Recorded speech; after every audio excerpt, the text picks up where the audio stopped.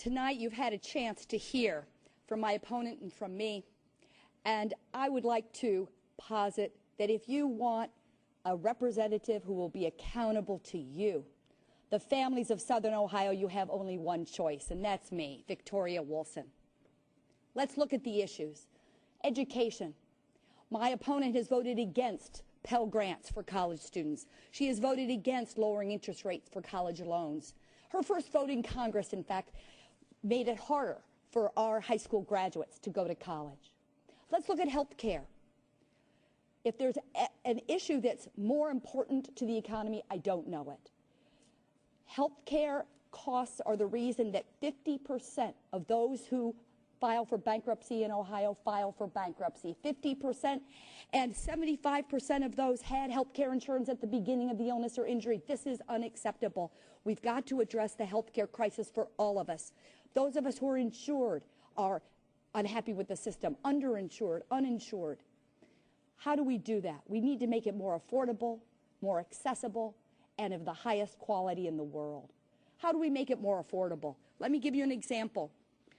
Our seniors on Medicare, almost all have to take prescription drugs, and we have a program called Medicare Part D to help them pay for those drugs. However, that bill was written by pharmaceutical companies, and my opponent voted against having those companies have to negotiate drug prices with Medicare.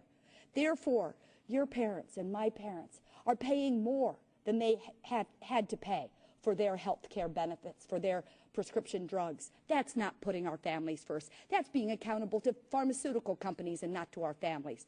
Let me give you another example. Children's health insurance. It's a travesty that we, the richest country in the world, are not providing health care for our children. My opponent voted against providing health insurance for children. That's not being accountable to our families. Another example is the Veterans Administration. The veterans are our heroes coming home from Iraq, and we need to greet them not just as they come off the plane, but day in and day out. My opponent has voted against benefits for veterans. When I'm in U.S. Congress, one of my priorities is going to be sure that every veteran has access to a personal physician who will follow him or her through the course of the maze of health care. In fact, I'm going to work for that for every one of our citizens. Another example of expanding health care affordability and accessibility is through the Medicare itself, which my opponent has voted to limit. I will work tirelessly to be accountable, to spend the money efficiently on health care for our families. We can be a great country. We can get our economy back on track, and health care is one of the ways that we can actually lead the world again. Thank you. Mrs. Wulsin.